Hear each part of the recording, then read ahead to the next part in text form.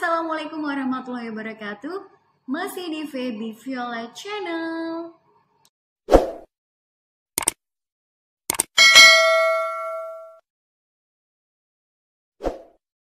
Kali ini kita akan membahas mata kuliah pengantar sosiologi.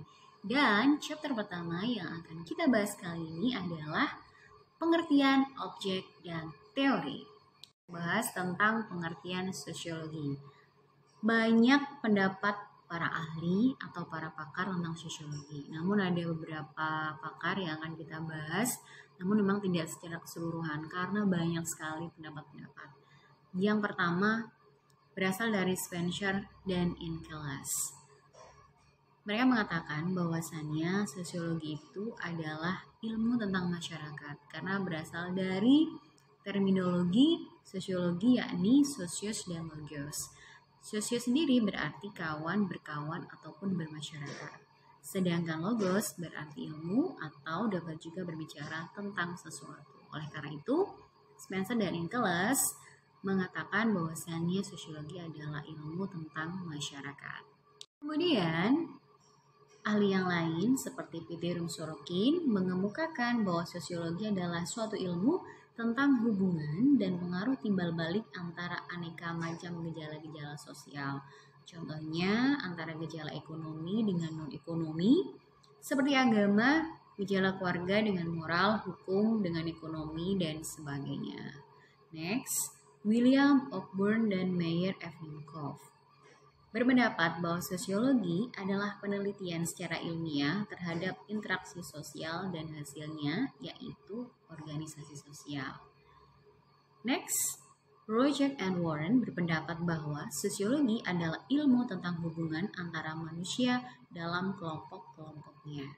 Selanjutnya, Meta Spencer dan Alex Inkelas mengemukakan bahwa sosiologi ilmu tentang kelompok hidup manusia.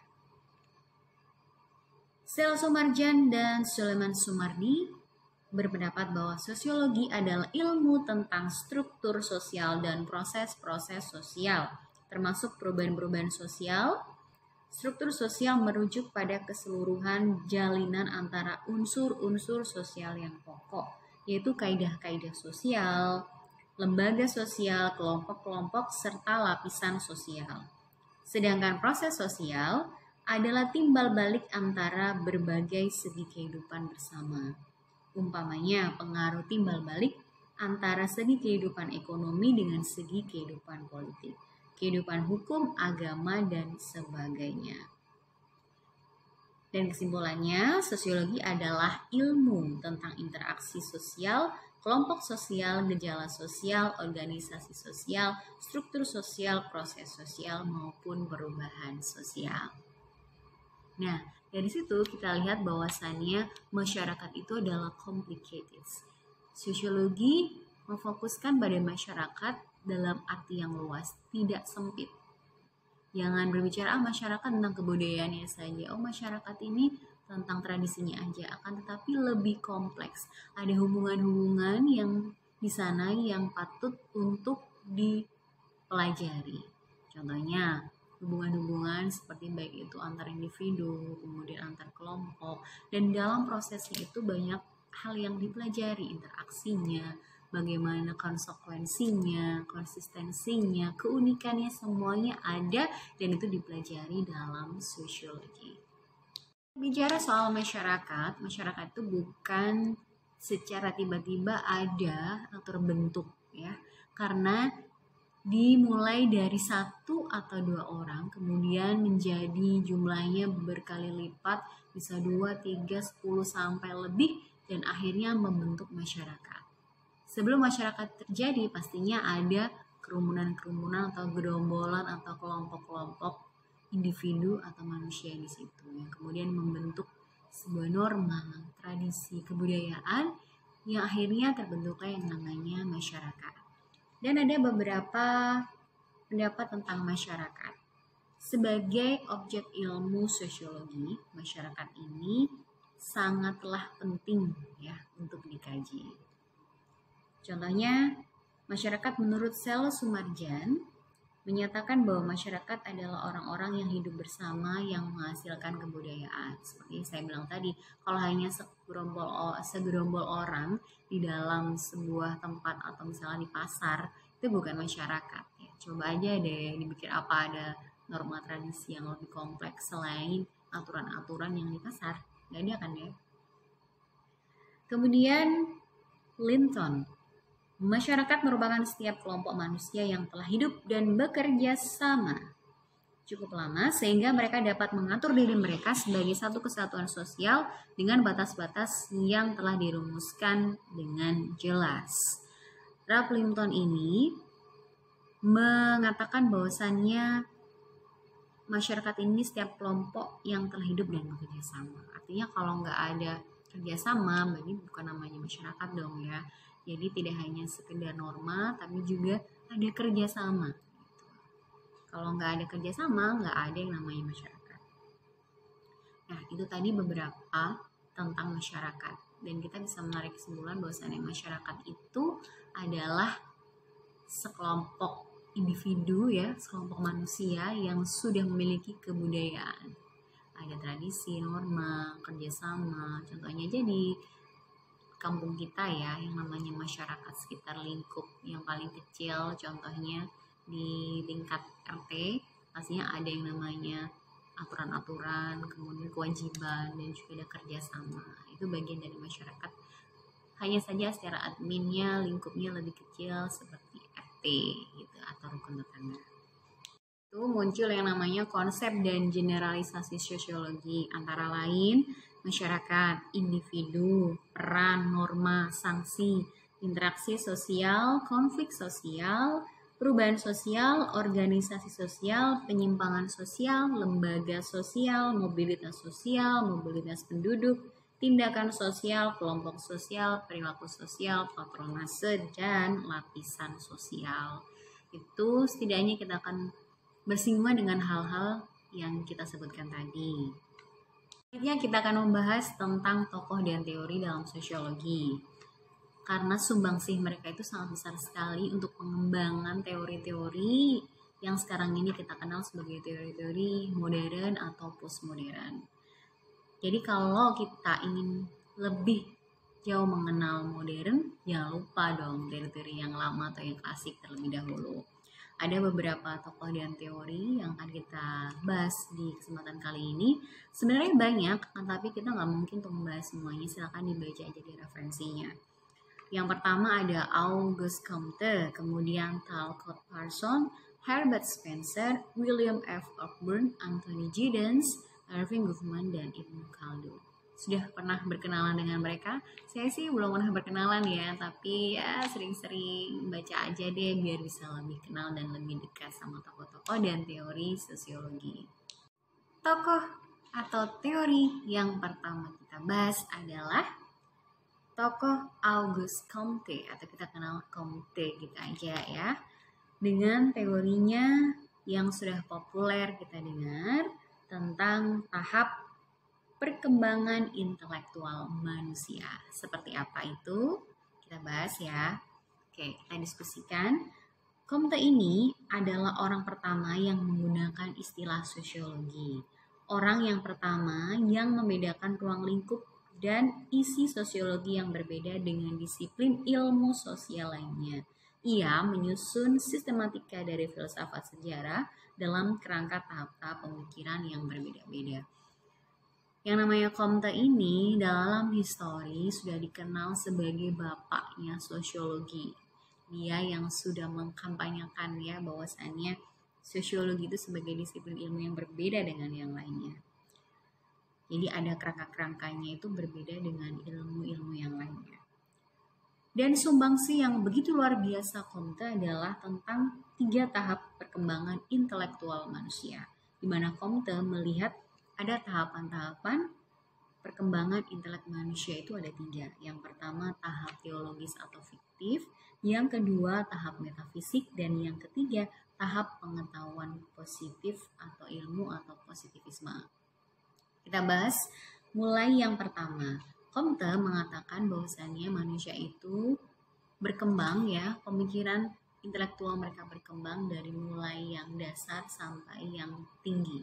Atau artinya dari yang mulai tidak mengenal ilmu, akhirnya mengenal ilmu. Dan di tahap yang pertama adalah tahap teologis atau fiktif. Maksudnya seperti apa? Di tahap ini, peran supranatural itu begitu luar biasa.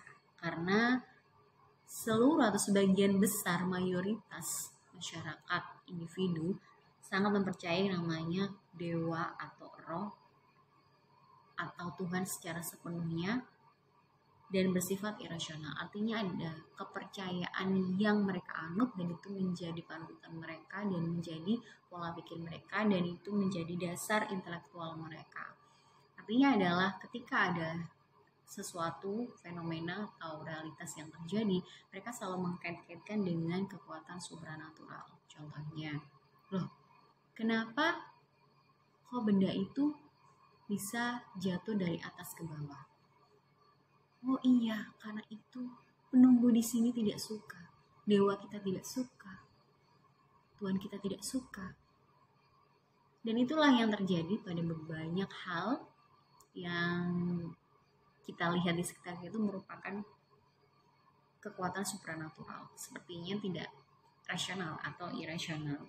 Jadi makanya kita mengenal namanya fetisisme, animisme, politeisme sebagai kepercayaan yang sebenarnya kita hargai karena itu menurut Comte sudah menjadi tahap perkembangan intelektual manusia yang kali pertama yang dikenal adalah dewa, roh atau Tuhan itu hanya satu saja yang menjadi sumber hukum atau dasar-dasar dari realitas yang terjadi. Kemudian yang kedua, tahap metafisik. Nah, di sini muncul yang namanya konsep abstrak selain Tuhan, yakni alam. Dan segala sesuatu itu terjadi karena hukum alam. Dan yang di sini yang perlu digarisbawahi, bahkan orang-orang yang sudah pintar dalam konteks sudah menempuh pendidikan formal, mereka masih percaya dengan yang namanya kekuatan-kekuatan lain, kekuatan alam seperti kekuatan dukun ya gitu. Kita selalu berpikir orangnya pintar, berpendidikan, tapi masih aja percaya sama yang namanya dukun. Nah, itu tahap metafisik. Selanjutnya, di tahap yang ketiga ini tahap yang paling tinggi ya arti dalam perkembangan menurut Comte, positivisme atau ilmu. Di sini semua serba rasionalitas, nggak ada yang nggak bisa dijelaskan secara rasionalitas. Apapun itu, air mengalir, benda jatuh dari atas ke bawah, bahkan benda melayang. Contoh saja kalau kita berada dalam ketinggian tertentu, misalnya dalam sebuah pesawat kemudian kita bisa terbang-terbang, itu semua bukan campur tangan dari supranatural atau dukun, kan tetapi ada ilmu yang bisa dipelajari di situ. Ada gejala-gejala yang bisa dibuktikan kebenarannya secara ilmiah atau empiris. Bisa dibuktikan kebenarannya bukan tahayul, dan itulah rasionalitas mulai berkembang. Dan Comte sendiri sangat appreciate dengan perkembangan intelektual manusia. Namun akan tetapi, pada relevansi kenyataannya, manusia tidak selalu seperti itu perkembangannya. Memang dulu ada yang mengalami perkembangan dari supranatural, metafisik, kemudian positivisme. Ternyata sampai sekarang ini di era reformasi pun ya, di abad yang dikatakan bukan yang muda lagi ya, di abad tahun 2020 ini, di abad ini yang begitu dulu dikatakan begitu sudah tua, ternyata manusia itu sudah mengenyam dunia pendidikan yang tinggi, yang luar biasa. Tapi masih percaya dong sama yang namanya dukun, percaya sama nama orang yang pinter, orang pinter percaya dengan orang yang pinter. Nah, itulah dilematikanya dari teori Comte ini. Tapi gimana pun juga, Comte sudah menyumbangkan teori yang luar biasa, tahap perkembangan intelektual manusia. Walaupun ada ketidakrelevanan dengan sekarang ini, bahkan di dunia yang serba rasional, serba industrialisasi seperti ini, masih saja percaya sama yang namanya dukun, bahkan percaya namanya ilmu-ilmu santet, pelet, pelarisan dan sebagainya, ya kan? Semuanya masih ada, bahkan di negara kita di Indonesia masih banyak yang percaya akan hal-hal tersebut. Selanjutnya, tokoh dan teori Talcott Parsons. Talcott Parsons dikenal dengan teori tindakan sosial dan sistem sosial, yang di dalamnya ada teori yang dikembangkan Parsonian, yakni agile. Apa itu? Adaptation, goal attainment, integration, dan latent pattern maintenance. Apa sih yang dimaksud di dalamnya? Yang dimaksudkan di dalamnya adalah masyarakat itu harus dilihat sebagai suatu sistem dari bagian-bagian yang saling berhubungan antara yang satu dengan yang lain. Dan hubungan itu mempunyai pengaruh atau saling mempengaruhi di antara bagian-bagian tersebut. Dan hal itu bersifat ganda atau timbal balik. Kemudian di dalamnya juga ada namanya integrasi. Dan integrasi itu tidak akan pernah dicapai dengan sempurna. Namun, secara fundamental, sistem sosial selalu cenderung bergerak ke arah equilibrium yang bersifat dinamis. Nah, tak lepas itu juga, ada yang namanya ketegangan dan penyimpangan pasti akan terjadi juga dalam sistem sosial. Dan perubahan di dalam sistem sosial pada umumnya terjadi secara gradual melalui penyesuaian dan tidak berlangsung secara evolusioner. Dari sebuah sistem itu ya, masyarakat dilihat sebagai sebuah sistem yang mempunyai tujuan. Sebelum menuju ke tujuan tersebut, masyarakat itu pasti melakukan sebuah tindakan-tindakan ya, yang bertujuan untuk mencapai tujuan. Nah, dengan adanya mencapai tujuan, maka mereka melakukan tindakan dan adaptasi. Ya, mungkin yang belum tahu atau mungkin yang baru tahu, pasti akan berusaha untuk menyesuaikan tindakan mereka untuk mencapai tujuan yang sama. Itu menurut Parsonian. Dan di dalamnya itu ada titik jenuh yang mungkin terkadang bikin tidak semuanya patuh terhadap aturan-aturan yang untuk mencapai tujuan atau goal tadi. Jadi sistem itu dalam sosial ini adalah ditujukan untuk mencapai tujuan. Mungkin masyarakat yang sejahtera, masyarakat yang berkebudayaan XX, yang mempunyai citra masyarakat yang luar biasa. Tapi tidak semuanya bisa berjalan normal.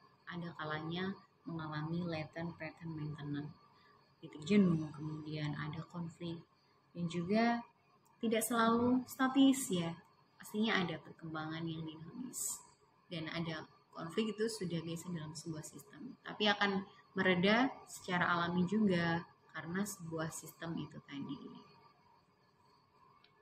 Ada bahasan perubahan sosial yang dibahas oleh Akbar di sini, bahwasannya perubahan sosial selalu ditandai oleh ketegangan antara kebudayaan material dan non-material. Artinya adalah perkembangan budaya material lebih cepat daripada non-material. Dan seperti apa sih konsepnya Akbar ini? Dalam karyanya Social Change with Respect to Culture and Original Nature, selanjutnya tokoh William F. Ogburn dengan teori teknologi dan ketinggalan budaya. Ogburn terkenal dengan konsep ketinggalan budaya atau culture lag, di mana di dalam teori ini dibahas tentang perubahan sosial selalu ditandai dengan ketegangan antara kebudayaan material dan non-material. Kebudayaan material itu apa? Kebudayaan material itu adalah hasil karya, kerja, dan karsa manusia. Jadi seperti alat-alat teknologi, traktor, listrik, mobil, komputer, laptop, handphone ya, yang sekarang ini mulai merajalela di zaman-zaman kita sekarang ini, itu adalah bagian dari kebudayaan material. Artinya adalah fisik dan itu teknologi. Selanjutnya kebudayaan imaterial itu tidak nyata, artinya adalah tidak berbentuk fisik. Nah, apa itu? Seperti norma, sanksi, adat, istiadat. Dan ini selalu bersinggungan dan selalu bersitegang ketika dalam konteks perubahan sosial, di mana perubahan material lebih cepat daripada imaterial.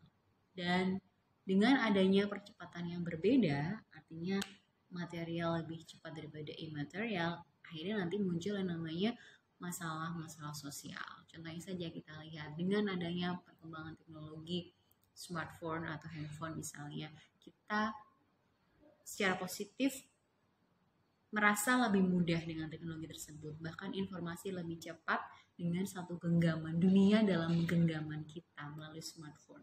Tapi dengan adanya kemudahan tersebut dan kemudahan akses internet, otomatis akan merubah interaksi kita ya, yang kemudian kita itu awalnya lebih dekat, sering bertemu face to face. Akhirnya kita cuma teleponan aja, cuman video call aja, dan itu akan membuat jarak kita tuh jauh ya, jarak fisik kita itu jauh, dan akhirnya akan merubah pada tindakan kita. Orang mungkin rasa kebersamaannya, atau mungkin orang lebih suka pegang handphone, smartphone, gadget daripada berkumpul dan bercengkrama atau berdiskusi secara tatap muka. Akhirnya akan ada perubahan-perubahan yang kita harus mengikuti, baik itu secara norma, tertulis ataupun nggak tertulis ya.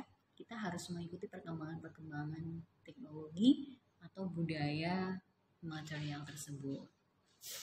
Selanjutnya, tokoh Anthony Giddens atau Giddens yang dikenal dengan teori strukturasi. Secara garis besar, teori ini memadukan agen dan struktur. Ada istilah agen dan struktur dalam teori strukturasi, di mana hubungan antara agen dan struktur tersebut berupa relasi dualitas yang kedua unsur saling menunjang. Jadi antara dua-duanya, agen dan struktur ini saling berpengaruh, saling menunjang antara satu dengan yang lainnya.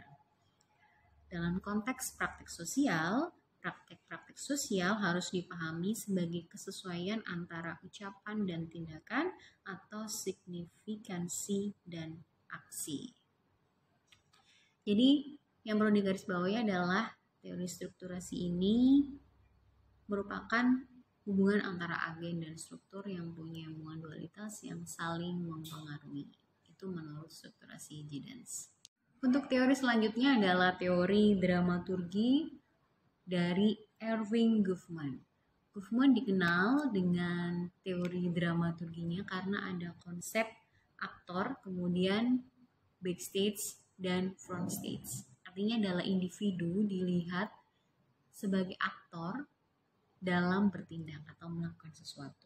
Karena titik berat dari dramaturgi ini bukan pada interaksi sosial, struktur sosial, akan tetapi interaksi tatap muka atau keadaan bersama, co-presence. Jadi lebih ke tatap muka. Artinya ketika individu bertatap muka dengan individu yang lain, maka dia akan akan berperilaku seperti layaknya aktor.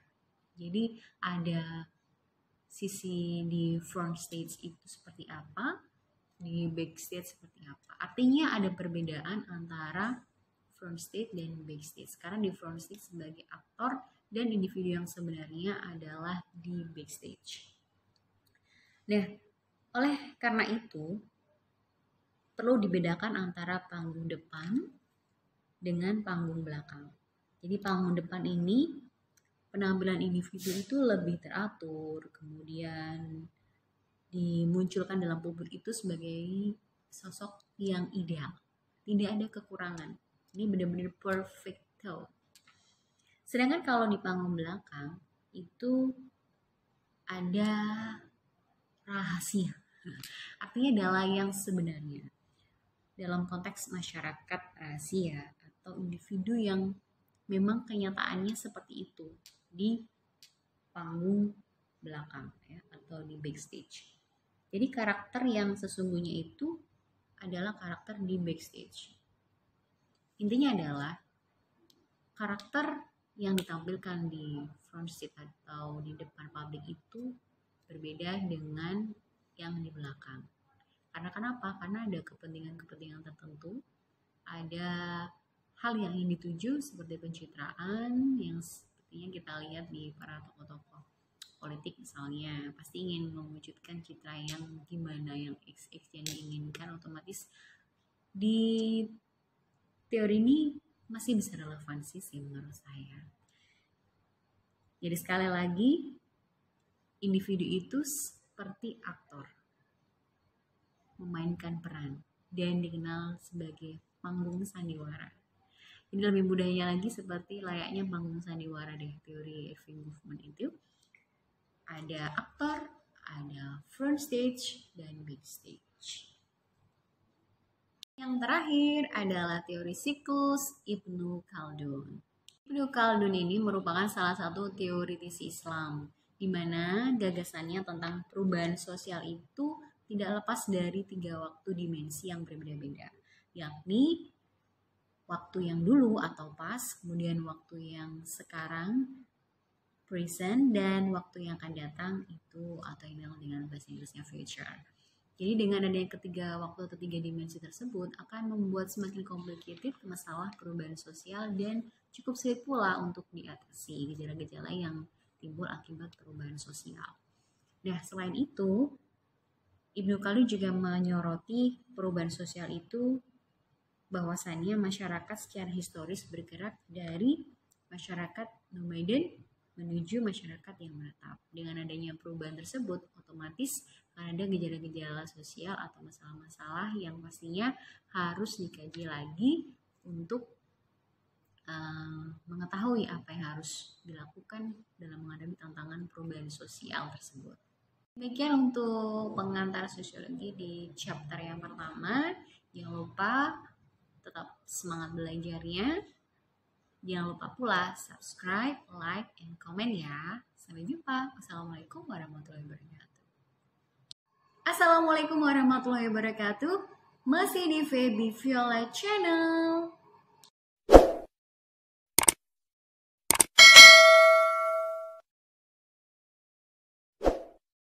Kita akan membahas mata kuliah Sosiologi Pemerintahan. Chapter Arti Penting Sosiologi Pemerintahan. Ilmu sosiologi mempunyai manfaat yang cukup banyak, antara lain adalah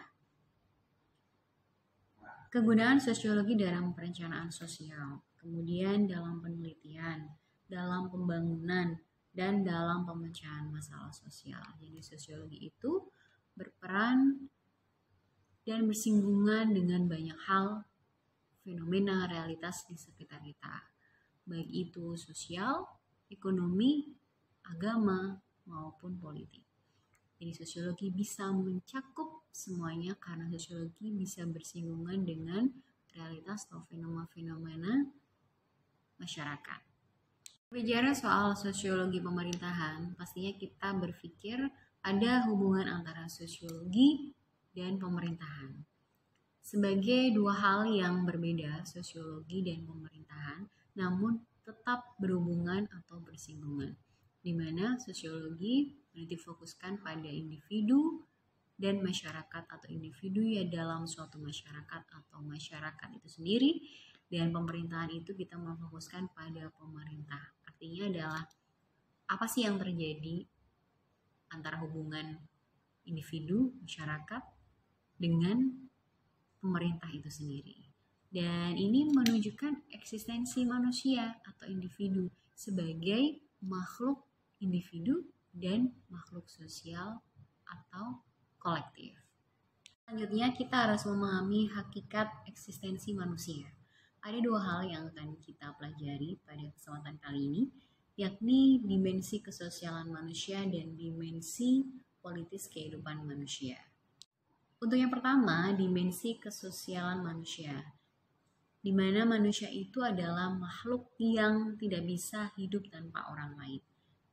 Individu yang satu sangat tergantung dengan individu yang lainnya. Kita nggak mungkin bisa hidup sendiri.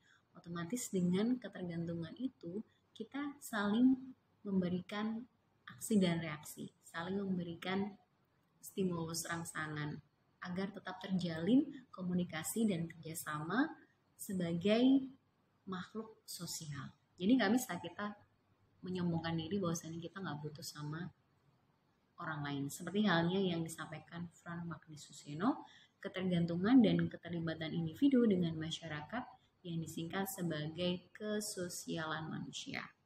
Tidak bisa dipungkiri bahwasannya ada unsur ketergantungan dan keterlibatan individu yang satu dengan individu yang lain. Yang kedua adalah dimensi politis kehidupan manusia. Menurut Frank Magnisuseno, dimensi politis manusia adalah dimensi masyarakat sebagai keseluruhan. Dengan demikian, dimensi politis manusia dapat ditentukan sebagai dimensi di mana manusia menyadari diri sebagai anggota masyarakat sebagai keseluruhan yang menentukan kerangka kehidupannya dan ditentukan kembali oleh tindakannya. Pengertiannya maksudnya adalah individu itu adalah makhluk sosial, namun dia juga punya pemikiran tersendiri. Di suatu saat nanti, walaupun individu tersebut sudah beradaptasi dan mengakui keberadaan dirinya dalam suatu masyarakat tertentu, namun karena sebagai manusia yang punya pemikiran rasional akan memilih tindakan-tindakan yang sesuai dengan rasionalitasnya. Hal itulah yang akan nanti menentukan perbedaan antara individu dengan individu yang lainnya walaupun dalam satu masyarakat. Artinya nanti akan terbentuk heterogenisasi dalam konteks pemikiran politik kehidupan manusia nantinya.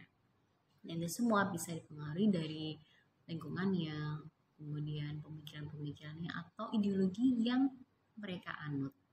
Nah, setelah memahami hakikat eksistensi kehidupan manusia, baik secara sosial maupun politik, maka kita jadi mengerti betapa pentingnya sosiologi pemerintahan. Kenapa? Karena individu ataupun masyarakat tidak akan pernah terlepas dari pemerintah itu sendiri. Dan juga tidak akan terlepas dari lembaga-lembaga sosial yang lainnya. Semuanya saling berhubungan, saling berinteraksi, saling memberikan pengaruh antara yang satu dengan yang lain dengan tujuan satu, yang pastinya untuk kebaikan bersama. Karena itu, fungsi pemerintah adalah sebagai wasit atau sarana untuk menyelesaikan berbagai masalah yang terjadi dalam masyarakat. Dan yang perlu digarisbawahi adalah seluruh kebijakan pemerintah itu harus berorientasi pada masyarakat. Artinya adalah collective orientation. Jangan sampai hanya berorientasi pada kelompok tertentu atau self-orientation. Karena itu nanti akan menimbulkan konflik berkepanjangan dan nanti akan muncul disintegrasi. Dan itu pastinya akan mengancam keutuhan negara kita, khususnya di Indonesia yang begitu kompleks, begitu ragam, begitu plural masyarakatnya. Nah, oleh karena itu pemerintah harus benar-benar bijak dalam membuat kebijakan. Oke, demikian diskusi kita kali ini. Jangan lupa untuk subscribe, like, dan komen. Serta jangan lupa untuk saksikan video-video saya berikutnya. Tetap semangat belajar. Be the best. Assalamualaikum warahmatullahi wabarakatuh. Assalamualaikum warahmatullahi wabarakatuh. Masih di Feby Viola Channel.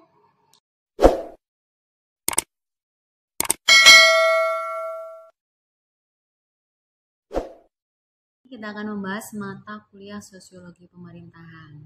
Chapter Arti Penting Sosiologi Pemerintahan. Ilmu sosiologi mempunyai manfaat yang cukup banyak. Antara lain adalah kegunaan sosiologi dalam perencanaan sosial, kemudian dalam penelitian, dalam pembangunan, dan dalam pemecahan masalah sosial. Jadi sosiologi itu berperan dan bersinggungan dengan banyak hal, fenomena, realitas di sekitar kita, baik itu sosial, ekonomi, agama, maupun politik. Jadi sosiologi bisa mencakup semuanya karena sosiologi bisa bersinggungan dengan realitas atau fenomena-fenomena masyarakat.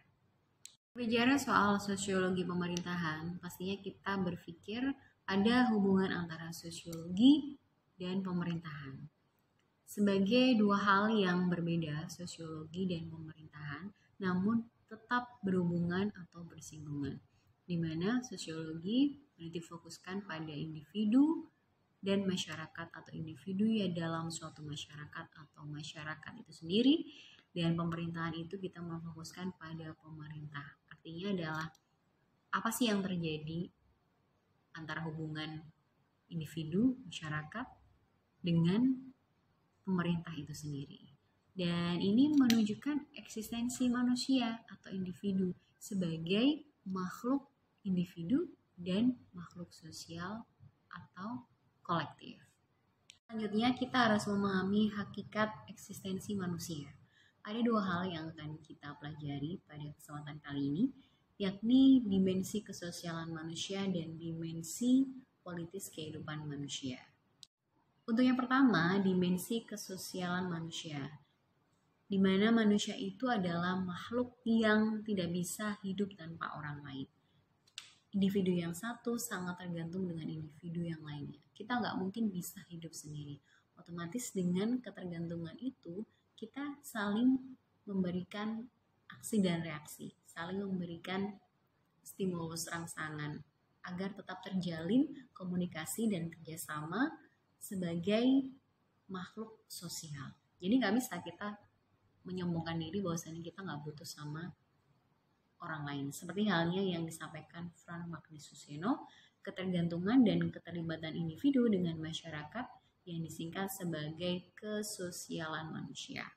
Tidak bisa dipungkiri bahwasannya ada unsur ketergantungan dan keterlibatan individu yang satu dengan individu yang lain. Yang kedua adalah dimensi politis kehidupan manusia. Menurut Franz Magnus Suseno, dimensi politis manusia adalah dimensi masyarakat sebagai keseluruhan.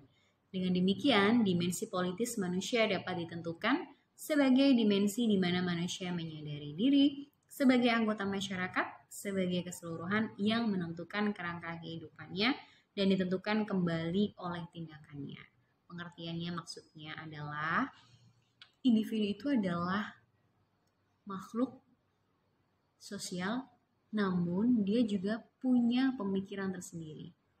Di suatu saat nanti, walaupun individu tersebut sudah beradaptasi dan mengakui keberadaan dirinya dalam suatu masyarakat tertentu, namun karena sebagai manusia yang punya pemikiran rasional akan memilih tindakan-tindakan yang sesuai dengan rasionalitasnya. Hal itulah yang akan nanti menentukan perbedaan antara individu dengan individu yang lainnya walaupun dalam satu masyarakat.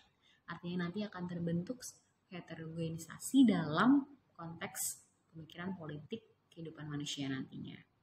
Dan itu semua bisa dipengaruhi dari lingkungannya, kemudian pemikiran-pemikirannya atau ideologi yang mereka anut. Nah, setelah memahami hakikat eksistensi kehidupan manusia, baik secara sosial maupun politik, maka kita jadi mengerti betapa pentingnya sosiologi pemerintahan. Kenapa? Karena individu ataupun masyarakat tidak akan pernah terlepas dari pemerintah itu sendiri.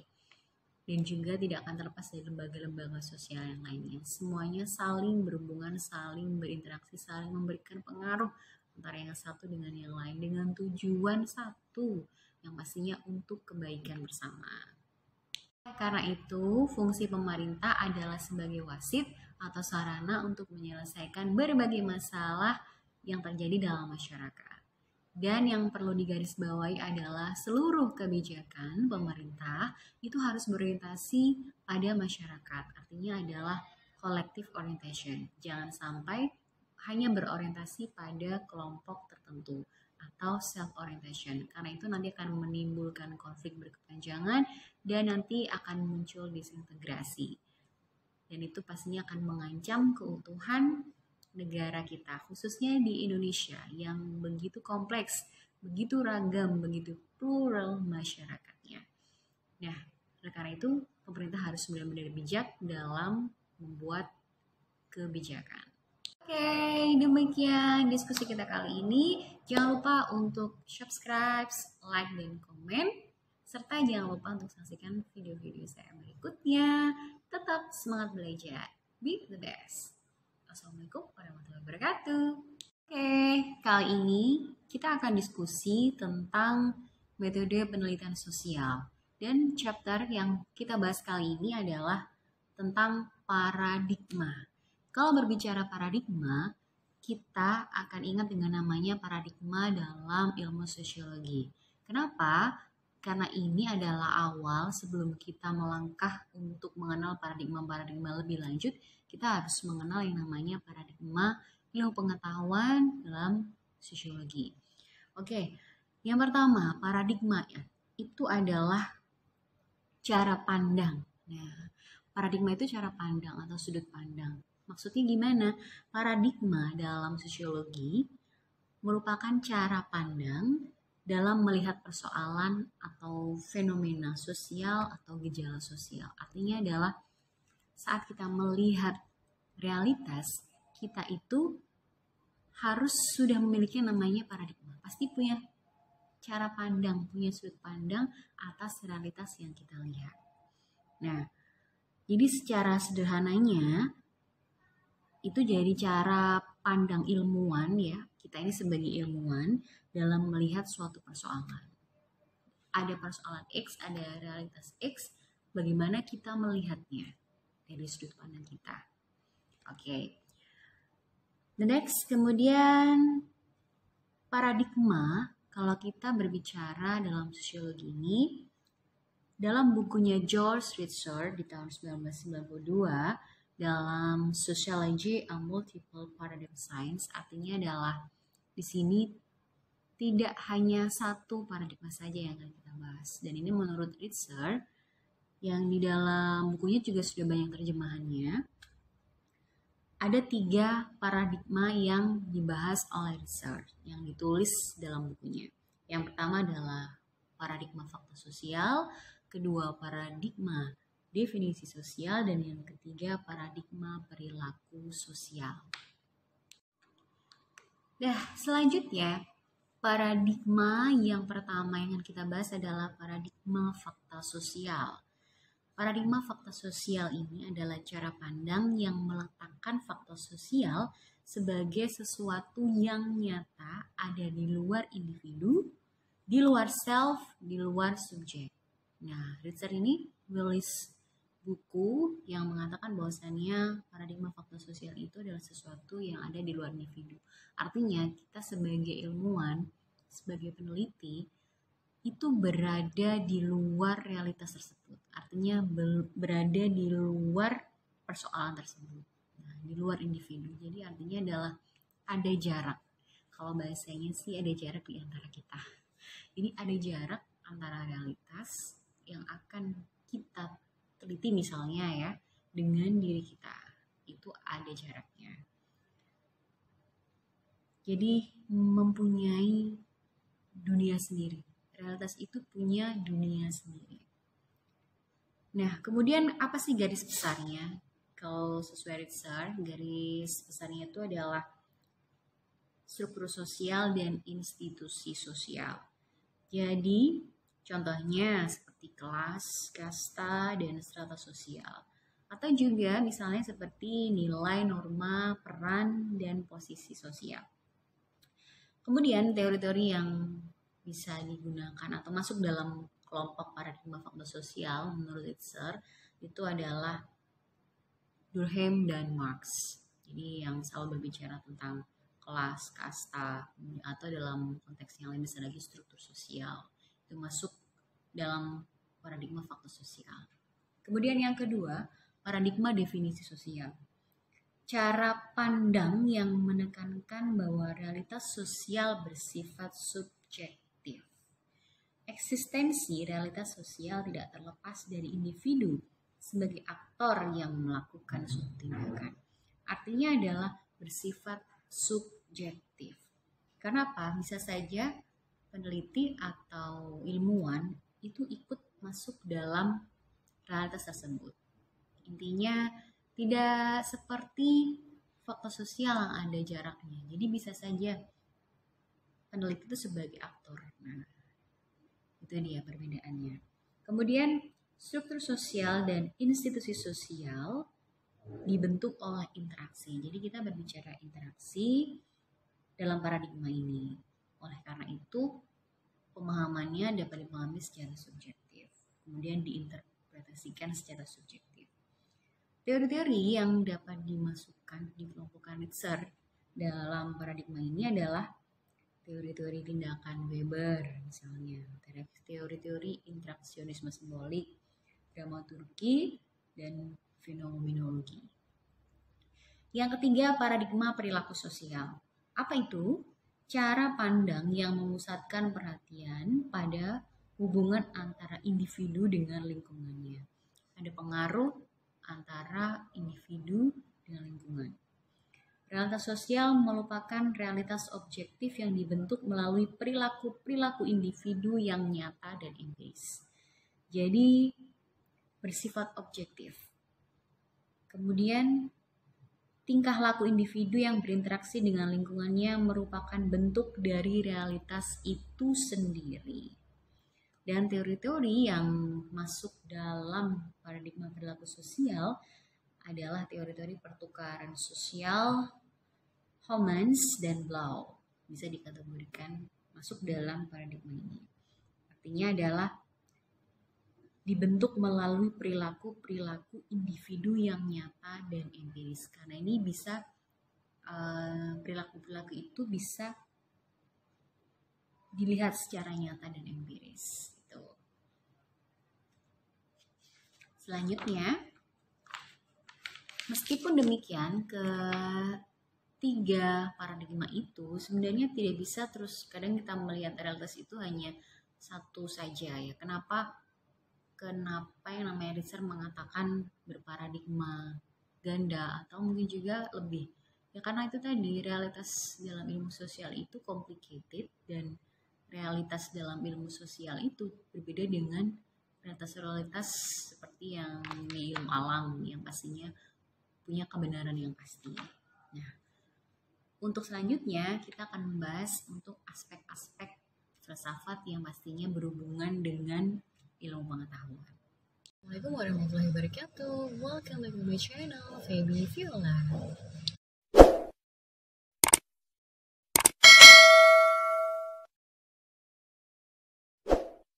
Oke, kita akan membahas mata kuliah metode penelitian sosial dengan chapter paradigma dalam ilmu sosial, antara lain positivisme, postpositivisme, interpretatif atau konstruktivisme, dan critical theory. Chapter sebelumnya kita sudah membahas tentang paradigma dalam ilmu sosial, tentunya di dalam bukunya George Caesar. Ada 3 paradigma yang dibahas, adalah faktor sosial, definisi sosial, dan perilaku sosial. Dan sekarang ini kita akan bahas lebih detail lagi tentang paradigma dalam ilmu sosial. Yang pertama adalah paradigma positivisme. Berawal dari asumsinya Emil Durkheim yang memposisikan ilmu sosial itu bisa setara dengan ilmu alam. Artinya adalah kalau ilmu alam bisa membuat research seperti itu atau bisa meneliti seperti itu, maka ilmu sosial pun juga bisa dan hampir sama, bahkan bisa dikatakan sama dengan ilmu alam. Kemudian selanjutnya adalah pospositivisme. Artinya di sini pandangan ini mengkritik tentang asumsi-asumsi yang dikeluarkan oleh positivisme. Kenapa? Karena pada dasarnya realitas itu adalah critical realism. Jadi realitas itu memang ada dalam kenyataan sesuai dengan hukum alam, tapi suatu hal yang mustahil bila suatu realitas dapat dilihat secara benar oleh manusia atau peneliti. Apa benar? Apa sudah benar-benar benar penelitian tersebut kalau menggunakan positivisme? Hanya cukup dilihat secara objektif, kemudian diukur dengan metode kuantitatif, yang pastinya dengan metodologi kuantitatif deduksi tadi, apa memang sudah benar? Itu nggak bisa dikatakan benar 100%. Apalagi peneliti itu dalam pandangan positivisme itu di luar realitas atau di luar yang akan kita teliti. Sedangkan positivisme sangat mengkritik tersebut. Artinya adalah peneliti itu adalah bagian dari riset. Artinya harus bisa masuk eksperimen di dalamnya. Karena kalau nggak itu nggak akan bisa menemukan kebenaran tersebut. Nah, jadi benar-benar dilihat positivisme itu kelemahan-kelemahannya dan muncul yang namanya pospositivisme. Jadi metodenya itu memang tidak cukup dengan eksperimen saja atau observasi, tapi lebih kepada triangulation. Artinya adalah penggunaan bermacam-macam metode, sumber data, peneliti, dan teori. Jadi dengan metode triangulation itu, konsep ini muncul untuk menyempurnakan research sosial ya. Nah, yang paling penting juga ini ya, tentang peneliti. Artinya adalah hubungan antara pengamat atau peneliti dengan objek itu adalah tidak bisa terpisahkan. Semuanya itu saling berhubungan, mempunyai kekuatan power untuk mengungkap realitas yang kita teliti. Kalau misalnya peneliti itu di belakang layar, itu kayaknya nggak mungkin deh kita akan tahu mendalam tentang kebenaran realitas tersebut. Jadi bedanya antara positivisme dan post-positivisme. Dari segi peneliti pastinya kalau positivisme ada jarak, sedangkan di post-positivisme itu gak ada jarak. Peneliti itu benar-benar masuk ke dalam objek atau realitas yang kita teliti. Kemudian dari segi pemikiran tentunya ini berangkat dari, kalau untuk metodenya tentunya berangkat dari induktif ya, kalau untuk post positivisme karena berangkat dari critical realism. Jadi untuk teori itu bukan diletakkan menjadi kacamata kuda yang pertama ya, tapi nanti teori itu sebagai penunjang ya untuk membahas, untuk mengungkap kebenaran dalam suatu realitas. Dan untuk paradigma yang terakhir adalah paradigma kritis atau critical theory. Karena realitas sosial memiliki lapisan yang majemuk, otomatis realitas yang kita lihat ini itu adalah permukaannya saja. Dan pasti ada sesuatu yang tersembunyi dalam realitas tersebut dan harus kita bongkar dan bongkar. Istilahnya seperti itu. Jadi identik dengan membongkar, mengubah ya. Kalau di paradigma critical theory. Assalamualaikum warahmatullahi wabarakatuh. Tentunya masih di Feby Viola Channel. Kali ini kita akan berdiskusi tentang mata kuliah metode penelitian sosial, chapter penelitian kuantitatif dan kualitatif.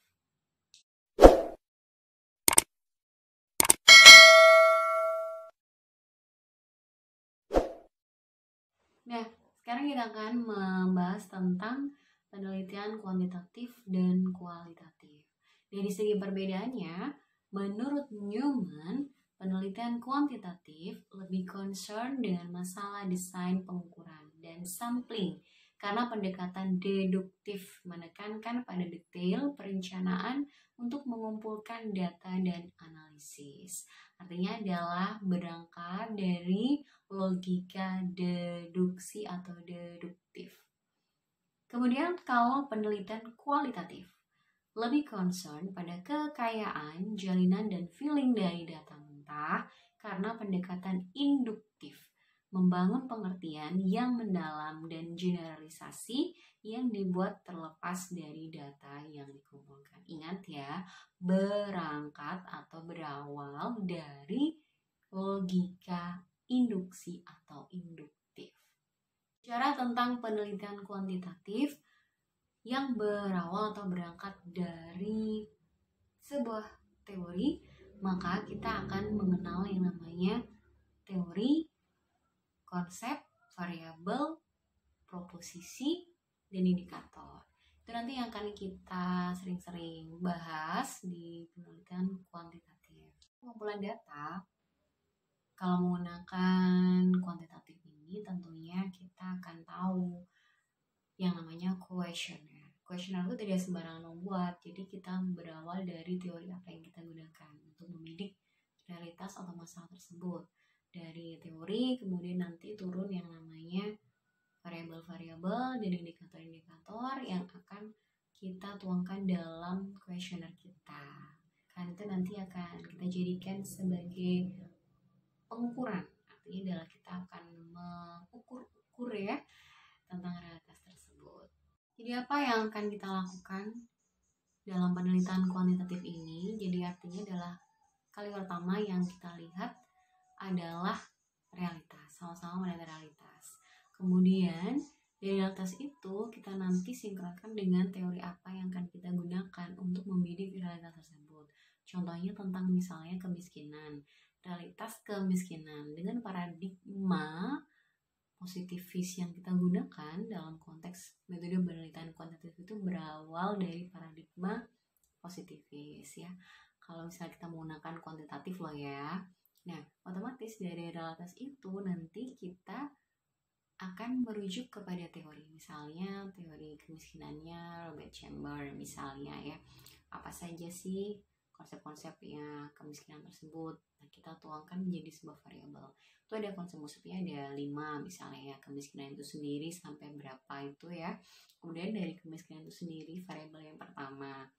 Kemudian dari variabel nanti kita ukur lagi, breakdown lagi menjadi indikator. Nah, kemiskinan itu sendiri itu apa saja? Kita breakdown lagi dan nanti dari indikator kita buat pertanyaan. Nah, itu nanti yang menjadi pertanyaan di kuesioner. Kita sudah bisa membuat hipotesis ya. Hipotesis saat kita meneliti kita harus punya hipotesis awal. Artinya adalah kita mengajukan jawaban penelitian sementara. Nah, nanti di akhirnya kita buktikan apakah benar-benar itu hipotesisnya cocok atau enggak. Artinya diterima atau ditolak. Kalau sama, ya diterima. Kalau berbeda atau berbanding terbalik, tentunya tidak diterima hipotesisnya. Nah, kemudian berbalik dong ya dengan penelitian kualitatif yang berangkat atau berawal dari logika induksi atau dari sesuatu yang khusus menjadi umum. Seperti apa itu?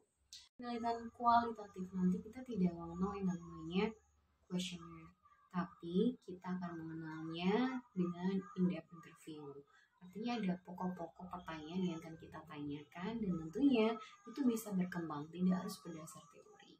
Jadi misalnya kita sudah membaca teori atau rencana kita akan membidik masalah kita atau masalah tersebut dengan teori-teori apa, ya itu nanti tidak menjadi patokan utama kita karena kita nggak mengukur teori tersebut. Tapi nanti pertanyaan-pertanyaan itu dalam in-depth interview bisa berkembang sesuai dengan kebutuhan realitas yang kita teliti. Jadi itu kenapa tidak ada kuesioner, yang ada adalah in-depth interview. Artinya adalah ada pedoman-pedoman pertanyaan yang akan kita tanyakan kepada informan kita. Kalau di kuantitatif kita mengenalnya responden, tapi kalau di kualitatif kita mengenal sebagai informan. Biar lebih mudahnya kita akan mencoba membedakan satu persatu elemen-elemen yang ada dalam metode penelitian kuantitatif dan kualitatif. Yang pertama tentang desainnya. Dalam metode penelitian kuantitatif lebih bersifat spesifik, jelas, terinci. Ditentukan secara mantap sejak awal, kemudian menjadi pegangan langkah demi langkah.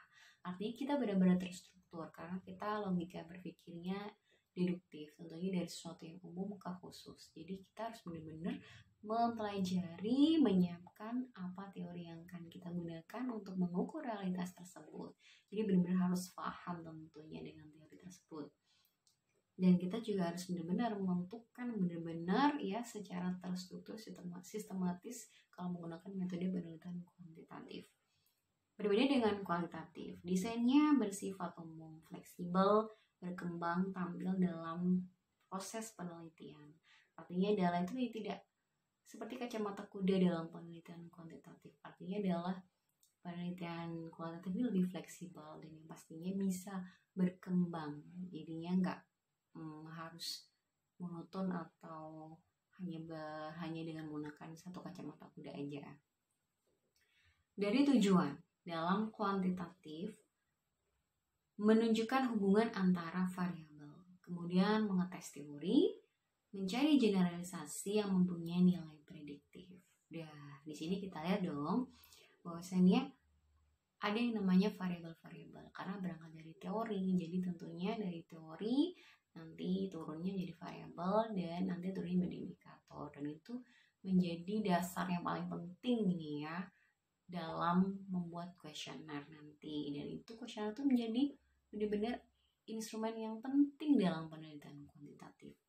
Sedangkan kualitatif tujuannya memperoleh pemahaman makna firsthand, kemudian mengembangkan teori, menggambarkan realitas yang kompleks. Artinya teori itu tidak digunakan untuk sebagai pengukur, tapi menggambarkan, menjelaskan lebih mendalam lagi, dan bisa mengembangkan lagi teori tersebut. Jadi nggak benar-benar seperti kuantitatif yang harus ngetes teori tersebut itu masih relevan apa enggak. Artinya yang pastinya di kualitatif itu teori itu sangat membantu ya, bersifat membantu peneliti untuk menjelaskan, mendalami realitas tersebut.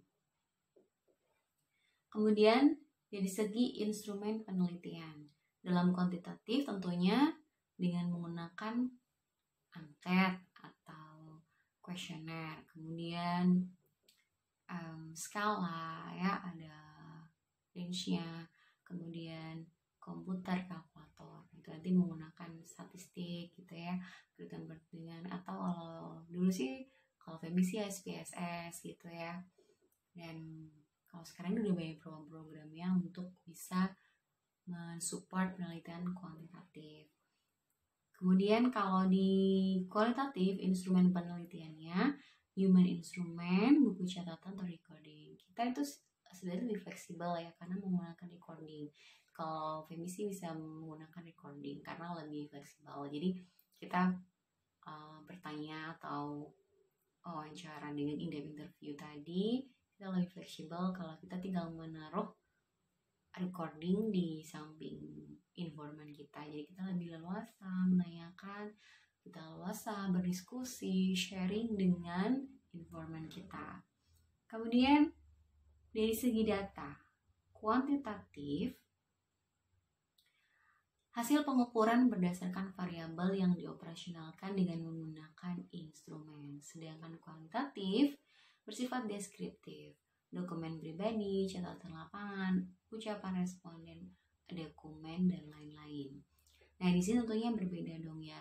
Datanya bersifat kuantitatif bagi yang penelitian kuantitatif dan kualitatif bagi yang penelitian kualitatif. Artinya sangat berbeda ya. Kemudian sampel. Kalau di kuantitatif tentunya mengutamakan jumlah yang cukup besar.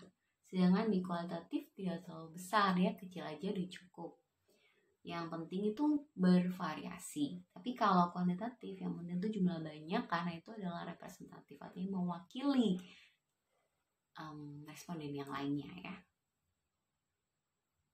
Dan kalau bisa di kuantitatif ini sedapat mungkin itu random ya, acak gitu.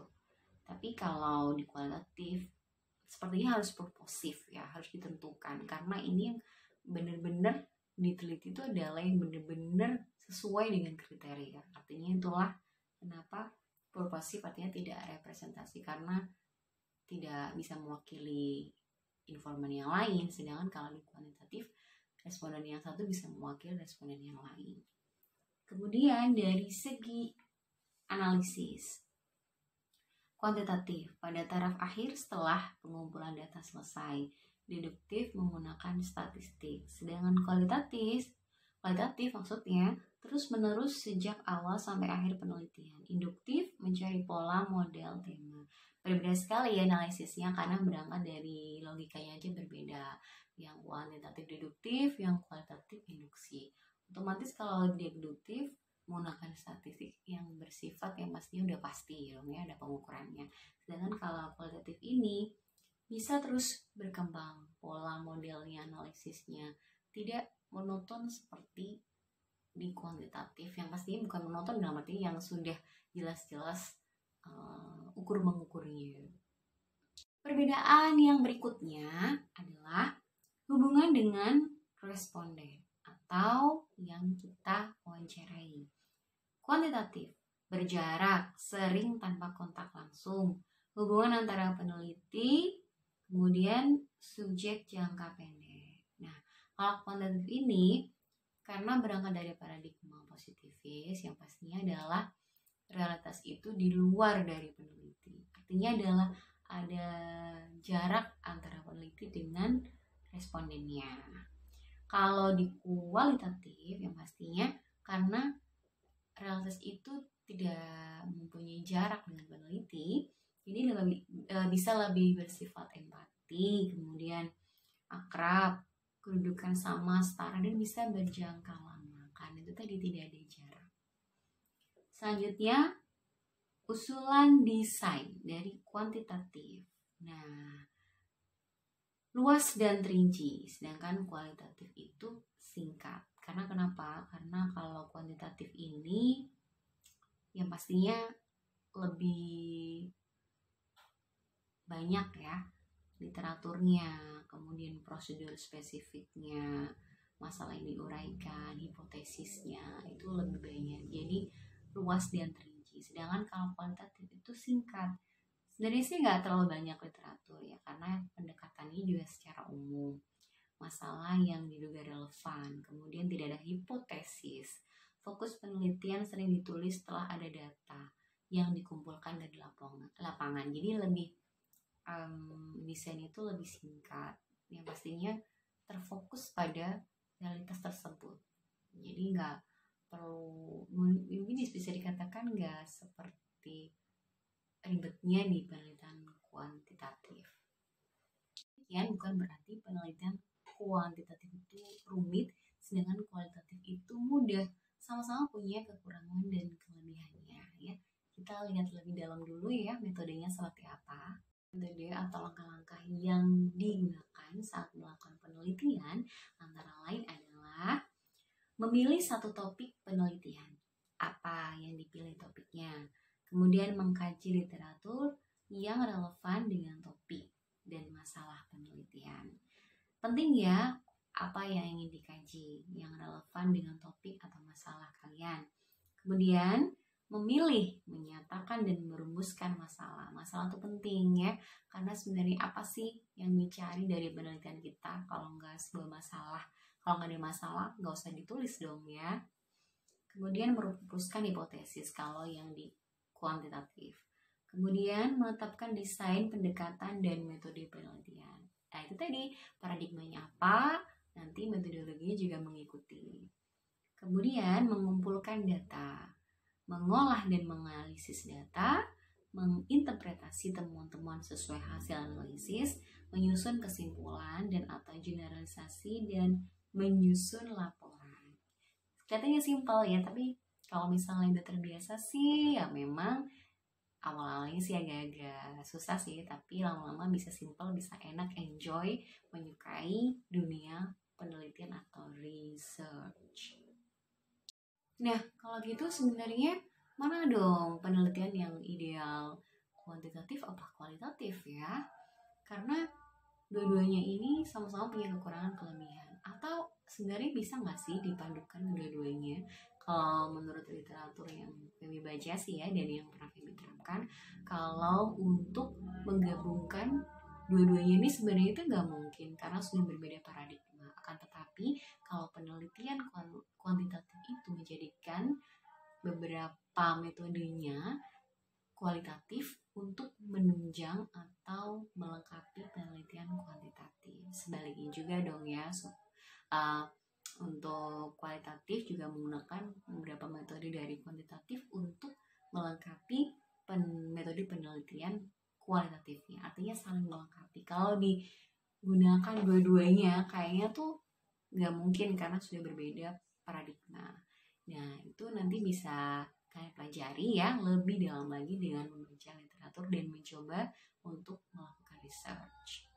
Ini nanti kita akan bisa menyusun yang namanya proposal penelitian dan nanti akan kita coba di semester kali ini. Demikian untuk pembahasan atau diskusi kita kali ini. Jangan lupa untuk terus saksikan video-video dari Feby. Selamat belajarnya ya. Sampai jumpa dalam Pista Baby. Wassalamualaikum warahmatullahi wabarakatuh. Assalamualaikum warahmatullahi wabarakatuh. Tentunya masih di Feby Viola Channel. Kali ini kita akan membahas tentang mata kuliah Sosiologi Pemerintahan. Dan chapter kali ini adalah tentang kekuasaan, kewenangan, dan legitimasi.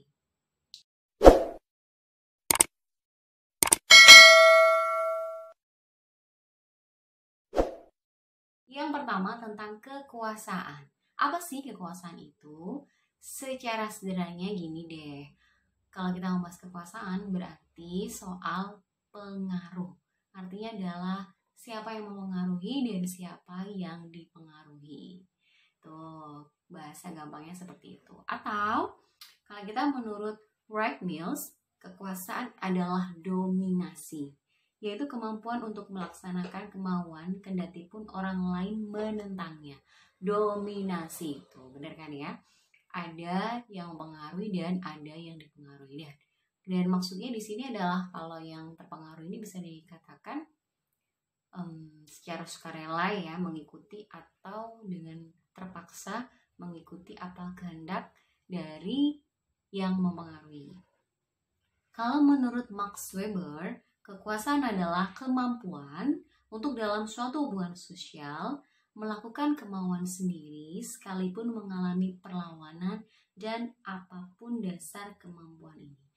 At least artinya di sini adalah tentang kemampuan. Nah, kekuasaan ini adalah melibatkan kemampuan seseorang untuk mempengaruhi orang lain agar melakukan tindakan sesuai yang diinginkan yang mempengaruhi, atau dalam konteks kali ini adalah penguasa tersebut. Kalau berbicara kekuasaan, sebenarnya apa sih unsur-unsur kekuasaan itu? Unsur-unsur kekuasaan itu antara lain adalah kemampuan, kekuatan, kepemimpinan, kemudian kemauan atau keinginan dari seorang, kelompok atau lembaga, kemudian dalam situasi hubungan sosial, serta wujudnya berbentuk keputusan yang membatasi dan atau memperluas alternatif bertindak. Artinya adalah unsur-unsur kekuasaan secara keseluruhan. Kekuasaan pun itu dapat dibedakan kekuasaan sosial dan kekuasaan politik. Apa itu kekuasaan sosial dan apa itu kekuasaan politik? Dan bagaimana cara mendapatkan legitimasi? Contohnya di negara kita, legitimasi itu bisa didapatkan dengan cara menyelenggarakan pemilu atau pemilihan umum. Yang pastinya untuk menentukan para wakil rakyat, presiden dan wakilnya, anggota lembaga tinggi negara atau referendum untuk mengesahkan suatu kebijakan umum. Dan di sini dapat kita lihat peran pemilu atau pemilihan umum itu benar-benar penting dalam konteks legitimasi. Dengan adanya pemilu, kita pasti bisa dong ya, mau gak mau harus menerima kepemimpinan tersebut. Jadi atau dikatakan rezim tersebut harus kita terima karena sudah mau gak mau kita harus menerimanya, itu sudah menjadi hak moral yang harus diterima oleh kita, hak moral mereka yang harus kita terima dan memberikan tempat untuk mereka membuat kebijakan kemudian melaksanakan kewajiban mereka sebagai pemimpin, tentunya membuat kebijakan-kebijakan politik yang berguna bagi yang dipimpinnya atau masyarakatnya. Kemudian untuk sumber-sumber kekuasaan itu sebenarnya apa sih?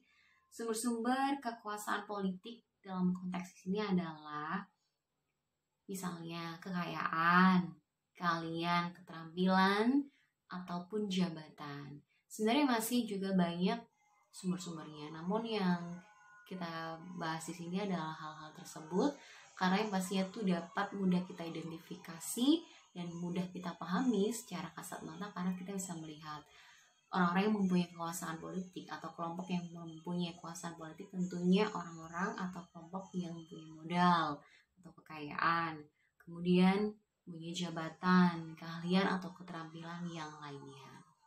Kekuasaan tentunya ada kewenangan yang akan kita bahas di kesempatan kali ini. Kewenangan merupakan kekuasaan yang memiliki keabsahan atau legitimate power. Sedangkan kekuasaan tidak selalu memiliki keabsahan. Karena kalau misalnya orang mempunyai kekuasaan dalam konteks di sini misalnya mempunyai banyak harta atau modal, tapi belum tentu dong ya dengan harta kekayaan itu dia bisa mempunyai kewenangan. Nah ini dia. Kenapa? Karena itu tadi, kalau kekuasaan itu tidak selalu mempunyai kewenangan. Tapi kalau kewenangan itu pastinya adalah kekuasaan yang memiliki keabsahan. Selanjutnya tentang sumber-sumber kewenangan untuk pemerintah. Yang pertama adalah tradisi. kepercayaan yang telah berakar dipelihara secara terus-menerus dalam masyarakat. Contohnya kerajaan.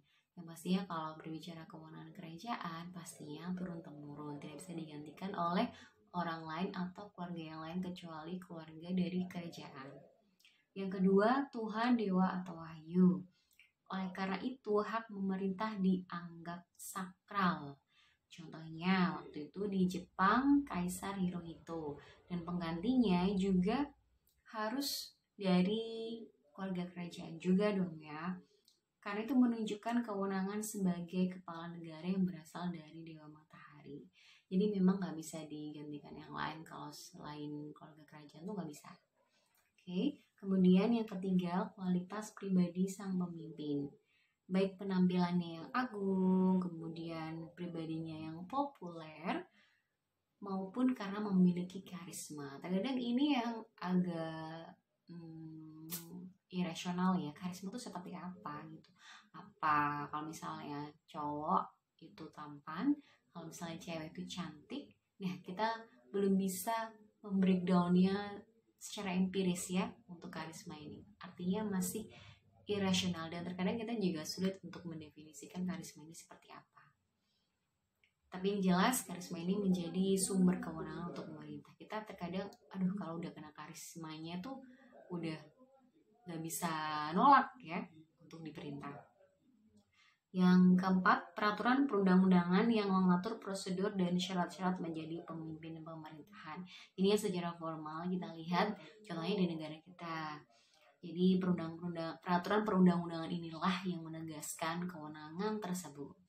Yang kelima, sumber yang bersifat instrumental seperti keahlian atau kekayaan. At least itu tadi, kalau misalnya seseorang punya kekayaan dalam artian modal misalkan harta itu tadi ya, dan modal keahlian, kemampuan untuk menggerakkan seorang atau kelompok. Nah ini dia sudah jadi sumber yang menurut saya sih sumber yang paling cepat ini ya, sumber yang paling cepat diterima dan sumber yang paling cepat bisa menggait massa yang dalam jumlah lebih banyak. Karena dengan power dari sumber power yang berupa kekayaan atau harta ini, apalagi disupport dengan keahliannya, maka bisa menyempurnakan kewenangan tersebut.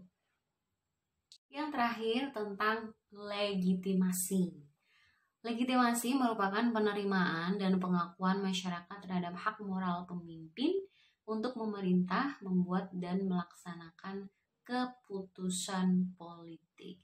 Jadi setelah adanya kekuasaan, kewenangan, yang pastinya butuh penerimaan dan pengakuan masyarakat terhadap hak moral tersebut atau terhadap kewenangan tersebut untuk memerintah, membuat, dan melaksanakan keputusan politik. Dan legitimasi ini merupakan hal yang penting ini dalam konteks kekuasaan. Dan bagaimana cara mendapatkan legitimasi? Contohnya di negara kita, legitimasi itu bisa didapatkan dengan cara menyelenggarakan pemilu atau pemilihan umum. Yang pastinya untuk menentukan para wakil rakyat, presiden dan wakilnya, anggota lembaga tinggi negara atau referendum untuk mengesahkan suatu kebijakan umum. Dan di sini dapat kita lihat peran pemilu atau pemilihan umum itu benar-benar penting dalam konteks legitimasi. Dengan adanya pemilu, kita pasti bisa dong ya, mau gak mau harus menerima kepemimpinan tersebut. Jadi atau dikatakan rezim tersebut harus kita terima karena sudah mau gak mau kita harus menerimanya, itu sudah menjadi hak moral yang harus diterima oleh kita, hak moral mereka yang harus kita terima dan memberikan tempat untuk mereka membuat kebijakan, kemudian melaksanakan kewajiban mereka sebagai pemimpin, tentunya membuat kebijakan-kebijakan politik yang berguna bagi yang dipimpinnya atau masyarakatnya. Dan apa yang dapat kita simpulkan di kesempatan kali ini? Tentunya kalau kita bicara tentang kekuasaan, kewenangan, dan legitimasi, apa sih yang pastinya yang bikin membedakan di antara ketiganya?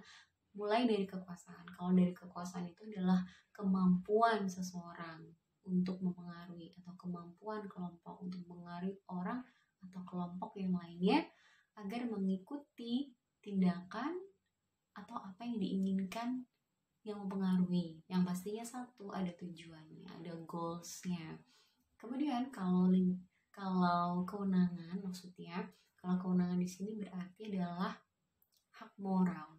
Hak moral yang didapatkan dari kekuasaan tersebut. Yang pastinya kekuasaan belum tentulah memiliki kewenangan. Kalau kewenangan pastinya adalah kekuasaan tersebut yang sudah memiliki keabsahan. Artinya adalah hak moral yang diterima. Oke. Kemudian kalau tentang legitimasi, artinya adalah penerimaan dari hak moral tersebut. Ya, bisa membedakan ya antara kekuasaan, kewenangan, dan legitimasi. Kalau gitu jangan lupa untuk terus saksikan di video dari Vimi ya. Dan jangan lupa untuk tetap semangat belajar. Sampai jumpa. Wassalamualaikum warahmatullahi wabarakatuh. Silva Vista Baby. Sekarang kita akan membahas tentang aspek ontologi, epistemologi, dan aksiologi dalam ilmu pengetahuan. Ini ternyata punya peran yang penting. Jadi sebelum kita melangkah lebih jauh, kita harus paham yang namanya aspek ontologi, epistemologi, dan aksiologi dalam ilmu pengetahuan. Dan ini basically dari ilmu filsafat. Dimana kalau kita sudah mengenal bahwasannya filsafat itu adalah sebagai mother of science. Jadi kita sebelum mengenal ilmu yang lain, kita pasti harus belajar filsafat. Filsafat adalah ilmu pengetahuan yang mencari kebenaran. Kalau saya mengatakan gitu, jadi sebagai induk dari ilmu pengetahuan, ini semua sudah tahu. Jadi banyak ilmu pengetahuan yang terlahir dari filsafat. It's okay dong ya. Kemudian pengetahuan adalah persepsi subjek manusia terhadap objek atau fakta.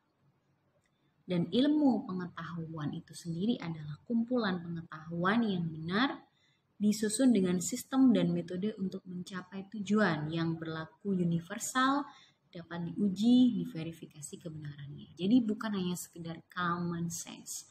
Artinya ada pengujiannya, ya, ada langkah-langkah yang ditempuh, ada metode. Walaupun dikatakan realitas sosial, bukan berarti kita semaunya menyimpulkan segala sesuatunya itu dengan asal-asalan aja, common sense ya. Artinya adalah nggak ada yang diuji, nggak ada yang diteliti, nggak ada teori-teori yang digunakan. Semuanya itu ada, dan ini bisa diukur dalam konteks ilmu sosial.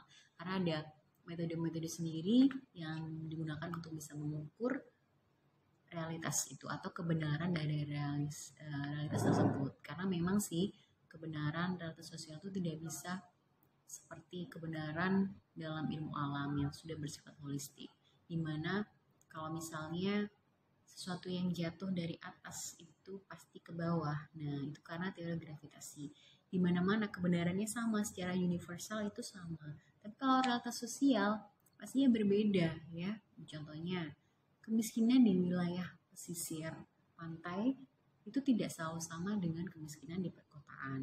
Jadi mempunyai kebenaran yang relatif, artinya adalah tidak universal, akan tetapi bukan berarti nggak bisa dikatakan itu sebuah kebenaran. Pastinya ini bisa karena sudah terukur, teruji secara empiris. Oke, yang pertama, ontologi. Berasal dari bahasa Yunani, yaitu ontos, berarti yang berada, dan logos berarti pikiran. Jadi, ontologi merupakan ilmu yang membahas tentang hakikat sesuatu yang ada atau berada, atau dengan kata lain artinya ilmu yang mempelajari tentang yang ada atau dapat dikatakan berwujud dan berdasarkan pada logika. Oke. Ontologi ini digarisbawahi hakikat. Nah, kalau misalnya kita berbicara realitas dalam ilmu sosial, sebenarnya akan berbeda-beda pengertiannya jika kita menggunakan sudut pandang yang berbeda pula. Jika kita menggunakan paradigma fakta sosial, definisi sosial, kemudian perilaku sosial, pastinya akan berbeda ya pemahaman kita tentang ontologi dari realitas tersebut. Dan aspek ontologi sendiri memiliki uraian-uraian yang sangat penting nih ya untuk kita tahu. Jadi aspek-aspek ontologi ini ada rasionalitas, ada koheren, sistematis, metodis, komprehensif, radikal, dan universal. Artinya adalah aspek ontologi ini apa sih hakikatnya? Nah, apa hakikat dari realitas? Misalnya kayak gitu ya. Kemudian epistemologi. Nah, epistemologi ini apa sih? Nah, epistemologi merupakan kata gabungan yang diangkat dari dua kata dalam bahasa Yunani, yaitu episteme dan logos. Episteme berarti pengetahuan atau kebenaran dan logos berarti pikiran, kata atau teori. Dengan demikian, epistemologi diartikan sebagai pengetahuan sistematik mengenai pengetahuan. Artinya di sini dalam epistemologi ini ada upaya untuk menemukan kebenaran dari suatu masalah. Jadi kebenaran itu penting ya, karena ini berpengaruhnya sangat luar biasa. Kalau kita nggak ada kebenaran, kita akan tersesat. Kalau menurut filsafat, pemikiran-pemikiran kita akan tersesat. Benar kan ya? Jadi ada kebenaran itu tidak akan membuat orang tersesat. Tapi jangan sampai ya kita tersesat. Dan yang pastinya ada metode-metode yang digunakan untuk memperoleh kebenaran tersebut. Jadi sebelum kesimpulan, pastinya kita ada proses, ada metode-metode yang akan kita tempuh untuk mencari kebenaran. Dan ini dinamakan aspek epistemologi, ada di dalamnya ya. Jadi teori-teori dipakai. Jadi intinya dalam metodologi penelitian itu tercantum dalam aspek epistemologi. Selanjutnya aksiologi, nilai atau manfaat. Maksudnya di sini adalah karena kita tahu aksiologi itu berasal dari kata Yunani yaitu axios yang berarti nilai. Kemudian logos berarti teori atau ilmu. Jadi kalau aksiologi itu merupakan cabang filsafat ilmu yang mempertanyakan bagaimana manusia menggunakan ilmunya. Aksiologi dipahami sebagai teori nilai. Jadi artinya adalah membicarakan tentang tujuan ilmu pengetahuan itu sendiri. Apa sih tujuannya? Jadi ilmu pengetahuan itu harus punya manfaat. Karena kalau nggak punya manfaat, untuk apa dong ya kita mencari tahu sesuatu, mempelajari sesuatu. Contohnya kita mempelajari kemiskinan saja misalnya. Kalau itu nggak bermanfaat, kita nggak punya tujuan tertentu. Nah, nggak ada gunanya dong ya, untuk apa kita meriset kemiskinan. Pastinya itu berperan nanti bisa untuk pertimbangan-pertimbangan kebijakan-kebijakan pemerintah untuk mengatasi masalah. Kenapa itu masalah? Ya karena memang kemiskinan itu menimbulkan gejala-gejala yang lain atau membuat orang atau dalam skala besar itu daerah misalnya, kalau misal ada warganya yang miskin pastinya kan bermasalah karena harapannya itu tidak miskin, harapannya bisa sejahtera. Nah itu artinya adalah ada kesenjangan. Nanti kita bahas untuk masalah itu sendiri ada ya. Oke, jadi dari ketiga-tiganya itu kita akan nanti memetakan dalam paradigma. Jadi kalau kita sekarang berbicara realitas, menurut ketiga-tiganya, aspek ontologi, epistemologi, kemudian aksiologi pastinya berbeda. Realitas sendiri dipandang berbeda-beda ketika menggunakan paradigma yang berbeda pula. Jadi contohnya kalau misalnya kita berbicara tentang paradigma fakta sosial, maka realitas itu dipahami dalam aspek ontologinya atau hakikatnya itu realitas itu berdiri sendiri di luar individu. Kemudian apa epistemologinya? Ya, kalau kita melihat karena ada di luar, nggak mungkinlah kita menggunakan metodologi kualitatif misalnya. Kita akan menggunakan metodologi kuantitatif karena jaraknya ada jarak ya. Jadi kita sebagai peneliti itu bukan sebagai aktor juga, artinya di luar realitas itu. Jadi untuk itu kenapa ada kuesioner? Kuesioner itu sendiri kan datang dari teori dulu ya. Dari teori dulu, nah kemudian kita rumuskan sampai menjadi kuesioner. Dan itulah dasarnya realitas itu diukur dan teori itu dibuktikan. Relevan apa enggak sih untuk menjelaskan, membahas masalah ini gitu, atau realitas ini. Nah, jadi gitu, ada perbedaan-perbedaan baik itu aspek ontologi, epistemologi, dan aksiologi dari masing-masing paradigma. Nah, gimana nih? Semoga paham ya tentang materi kita hari ini. Dan jangan lupa untuk terus tonton video-video dari Feby dan juga subscribe-nya ya. Jangan lupa kalau misalnya mau sharing boleh, komen. Feby tunggu ya. Sampai jumpa dan tetap semangat belajar. Wassalamualaikum warahmatullahi wabarakatuh. Assalamualaikum warahmatullahi wabarakatuh. Masih di channel Feby Viola.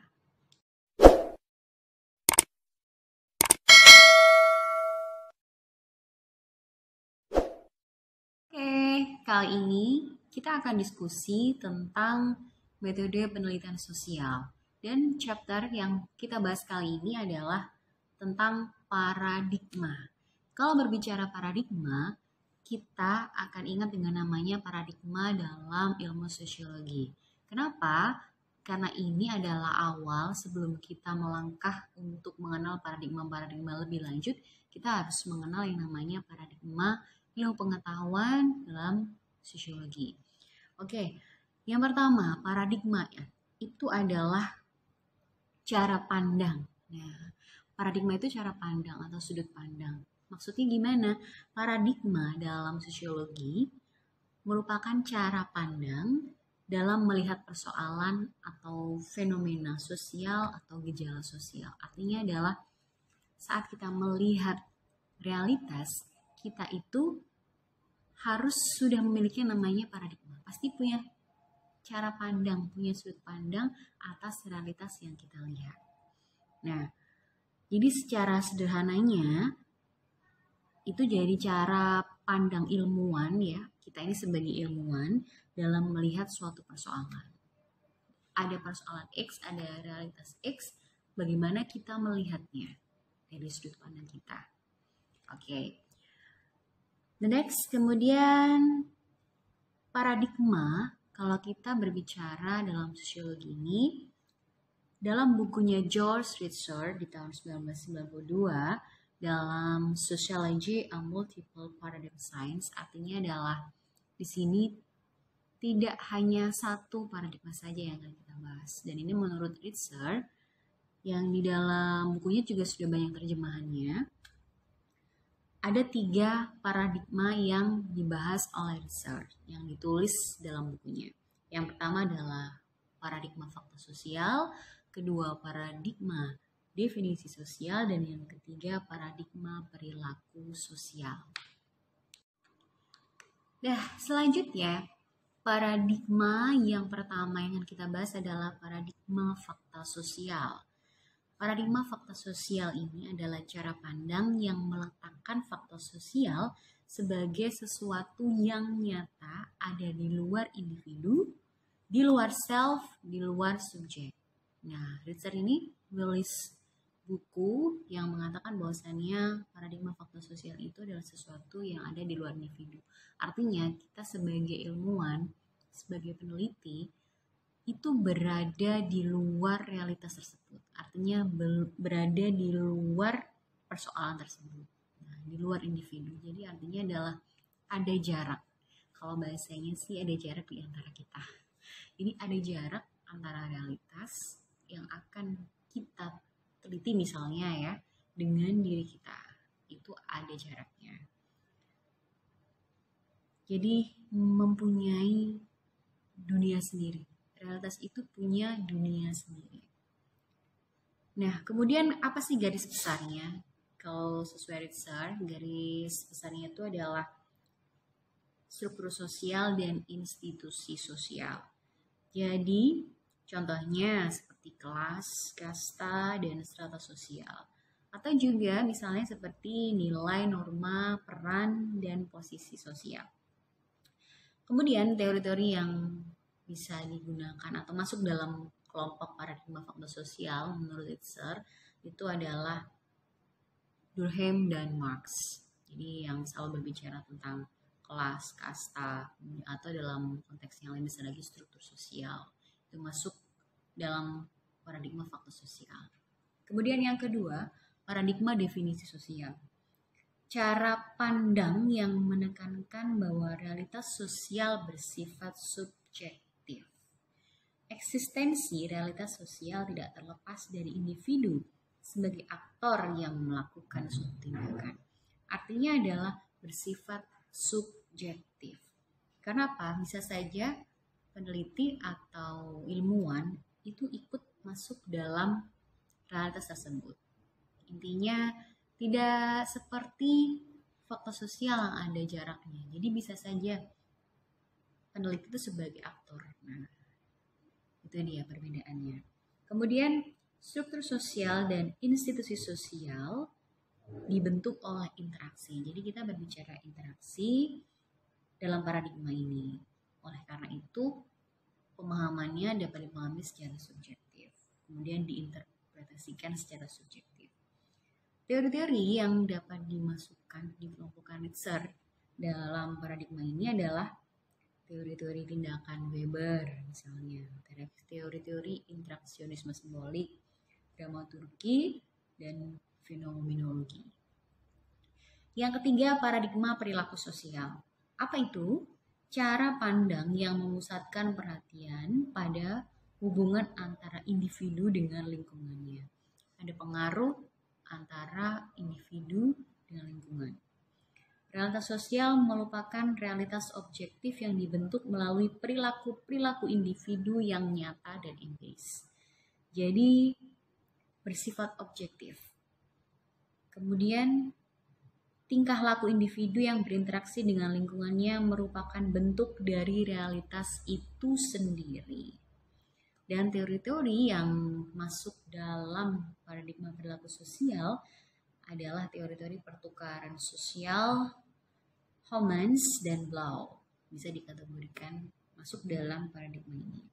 Artinya adalah dibentuk melalui perilaku individu yang nyata dan empiris. Karena ini bisa perilaku itu bisa dilihat secara nyata dan empiris. Gitu. Selanjutnya, meskipun demikian, ketiga paradigma itu sebenarnya tidak bisa terus kadang kita melihat realitas itu hanya satu saja ya. Kenapa yang namanya Itzer mengatakan berparadigma ganda atau mungkin juga lebih? Ya karena itu tadi realitas dalam ilmu sosial itu complicated dan realitas dalam ilmu sosial itu berbeda dengan realitas seperti yang di ilmu alam yang pastinya punya kebenaran yang pasti. Nah, untuk selanjutnya kita akan membahas untuk aspek-aspek filsafat yang pastinya berhubungan dengan ilmu pengetahuan. Sekarang kita akan membahas tentang aspek ontologi, epistemologi, dan aksiologi dalam ilmu pengetahuan. Ini ternyata punya peran yang penting. Jadi sebelum kita melangkah lebih jauh, kita harus paham yang namanya aspek ontologi, epistemologi, dan aksiologi dalam ilmu pengetahuan. Dan ini basically dari ilmu filsafat. Dimana kalau kita sudah mengenal bahwasannya filsafat itu adalah sebagai mother of science. Jadi kita sebelum mengenal ilmu yang lain, kita pasti harus belajar filsafat. Filsafat adalah ilmu pengetahuan yang mencari kebenaran. Kalau saya mengatakan gitu, jadi sebagai induk dari ilmu pengetahuan ini semua sudah tahu. Jadi banyak ilmu pengetahuan yang terlahir dari filsafat. It's okay dong ya. Kemudian pengetahuan adalah persepsi subjek manusia terhadap objek atau fakta. Dan ilmu pengetahuan itu sendiri adalah kumpulan pengetahuan yang benar disusun dengan sistem dan metode untuk mencapai tujuan yang berlaku universal, dapat diuji, diverifikasi kebenarannya. Jadi bukan hanya sekedar common sense. Artinya ada pengujiannya, ya. Ada langkah-langkah yang ditempuh, ada metode. Walaupun dikatakan realitas sosial, bukan berarti kita semaunya, menyimpulkan segala sesuatunya tuh dengan asal-asalan aja, common sense ya. Artinya adalah nggak ada yang diuji, nggak ada yang diteliti, nggak ada teori-teori yang digunakan, semuanya itu ada, dan ini bisa diukur dalam konteks ilmu sosial karena ada metode-metode sendiri yang digunakan untuk bisa mengukur realitas itu atau kebenaran dari realitas tersebut. Karena memang sih kebenaran realitas sosial itu tidak bisa seperti kebenaran dalam ilmu alam yang sudah bersifat holistik, dimana kalau misalnya sesuatu yang jatuh dari atas itu pasti ke bawah. Nah, itu karena teori gravitasi. Di mana-mana kebenarannya sama, secara universal itu sama. Tapi kalau realitas sosial pastinya berbeda ya.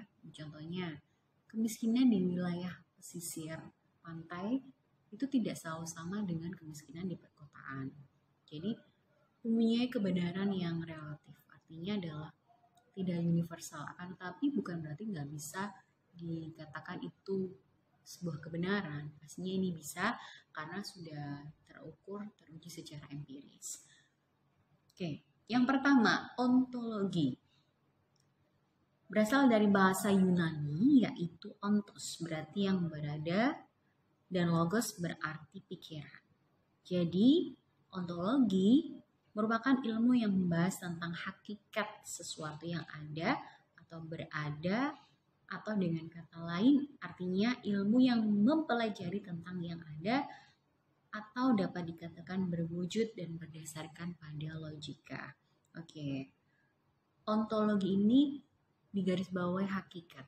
Nah, kalau misalnya kita berbicara realitas dalam ilmu sosial, sebenarnya akan berbeda-beda pengertiannya jika kita menggunakan sudut pandang yang berbeda pula.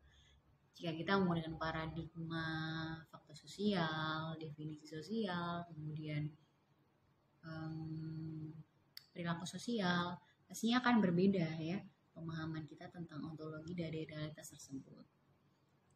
Dan aspek ontologi sendiri memiliki uraian-uraian yang sangat penting nih ya untuk kita tahu. Jadi aspek-aspek ontologi ini ada rasionalitas, ada koheren, sistematis, metodis, komprehensif, radikal, dan universal. Artinya adalah aspek ontologi ini apa sih hakikatnya? Nah, apa hakikat dari realitas? Misalnya kayak gitu ya. Kemudian epistemologi. Nah, epistemologi ini apa sih?